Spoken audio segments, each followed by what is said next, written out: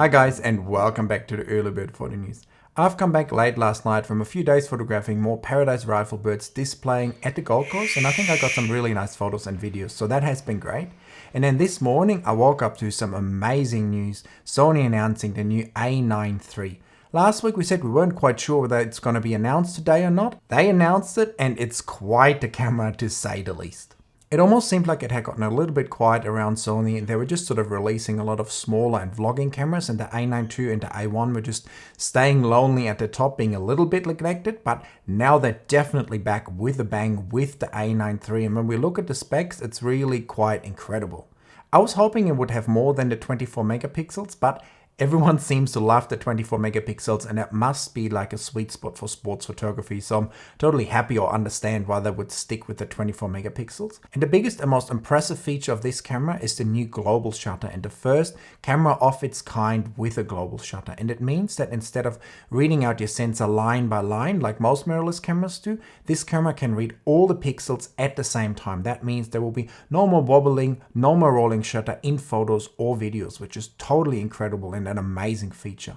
And that feature also allows Sony shooters now to shoot at incredible shutter speeds, like in 80,000ths of a second. So with that global shutter there comes some amazing new features. For instance, you can also now sync your flash at any kind of shutter speed.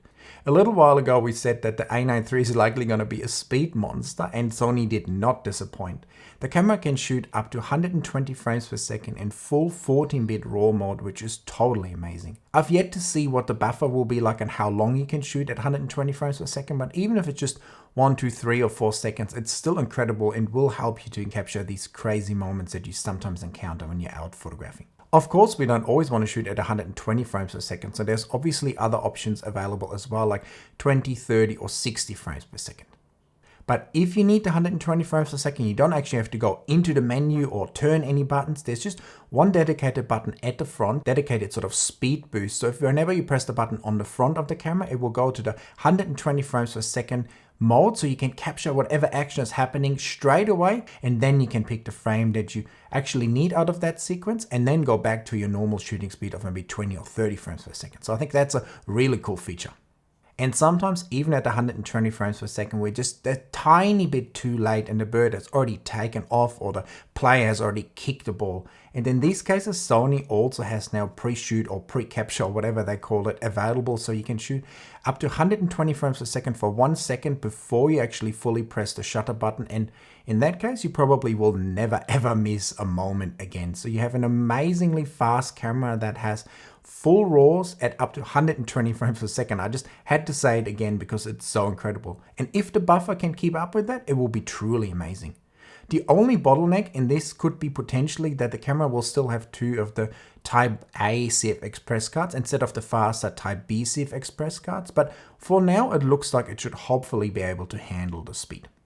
Sony has always been a leader when it comes to the autofocus, and it looks like the A9 III is also no exception, with fantastic AI eye tracking and lots of different dedicated eye tracking autofocus modes and intelligent autofocus modes that even can sort of predict the movement of your subject to be able to stay on it and also stay locked on it in very difficult situations. So I would expect nothing than the best from this autofocus, and it seems like it will definitely deliver some amazing results when photographing with it in the field. One of Sony's biggest Achilles heels, at least for me lately, has been the image stabilization, and this camera seems to have 8 stops of in-body image stabilization, and I really hope that this will improve the overall feel when holding the camera for low shutter speeds or for video. The A9 III stays true to Sony's design line with sharper edges, relatively small camera bodies, and a lot of wheels and dials around the camera, but also a lot of customizable buttons, so that's great. And it has also inherited the fantastic screen, the rear screen from the A7R5, that basically tilts and shifts and turns in all directions, which is totally amazing, and I wish every single camera would have, because it basically gives everyone what they want. This is definitely a camera that sounds totally amazing, at least on paper.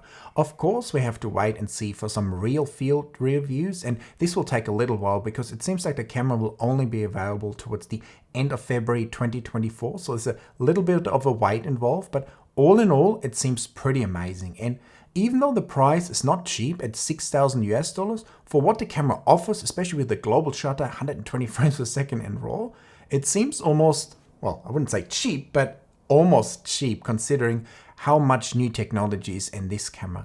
And this is also what impresses me about Sony the most. They don't sort of seem to look at what other companies do. They just wait a little while and then they throw out another camera that is completely amazing with so much new technology, like they did with the initial A9 and now with the A9 III, showing us what's possible in today's camera market. And I really hope that Canon and Nikon look at some of these changes and put that into some of their new cameras as well, because for us photographers, it's definitely exciting to see such big steps forward in technology, allowing us to finally capture all the things that our eyes can see in the field, and we are not being hindered so much anymore by the capabilities or the lack of capabilities of our cameras. The A9 series is probably never going to be the main video camera for Sony or for many people. It's more a dedicated sports and wildlife camera, but it's great to see that they can at least shoot very nice video and has all the latest video features available.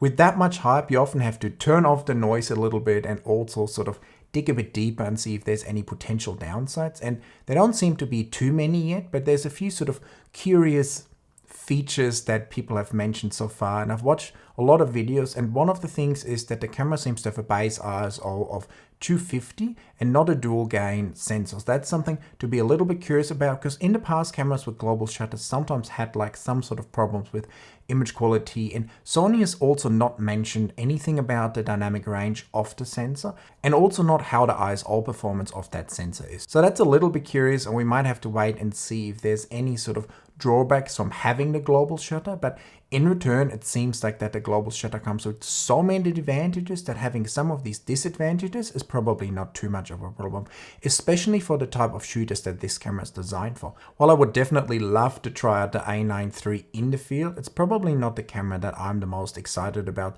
simply because of the fact that it still has only 24 megapixels. I know I have a 24 megapixel camera myself, the R3, but I do prefer using my R5s currently, even though they look kind of outdated at the moment, because they have the great 45 megapixels, and the Z8 and the Z9 also have the 45 megapixels or the 50 megapixels of the A1, and I prefer those for wildlife photography because sometimes we just have to crop and then we're still left with enough pixels. So I'm actually the most excited about seeing some of these features from the A9 III trickle into the A1, which should be a totally mind-blowing camera when it comes out maybe later next year. And hopefully also Canon looking over to Sony and implementing some of these features into the R5 too, and especially the R1, which I really hope now will also have a global shutter so we can get rid of this rolling shutter effect and all the wobbles once and for all. What do you guys think about the A9 III? It's pretty amazing technology, isn't it? Is that a camera for you, or are you just excited to see all these new features kind of hopefully trickling down into some cameras later down the track? Let me know in the comments. We always talk so much about gear, and of course the latest and greatest gear can also help you to take better photos, but I've found that for many people the best way to improve their photography is obviously to learn more fieldcraft and to go out there and take more photos, but also to learn to edit and improve the editing of your photos. If you know how to get the most out of your photos, you can even get an average looking, not too sharp looking image and turn it into a beautiful, sharp and crisp looking image. And I would love to help you with improving your editing and learning how to edit faster and better with my PROSETS and my masterclass. With my PROSETS, I allow you with just one click to transform your RAW files, and in my masterclass I teach you everything you need to know to make your images stand out, make them look sharper and get all around better and more satisfying results. So if that's of interest to you, let me help you with my masterclass and the PROSETS down there in the description.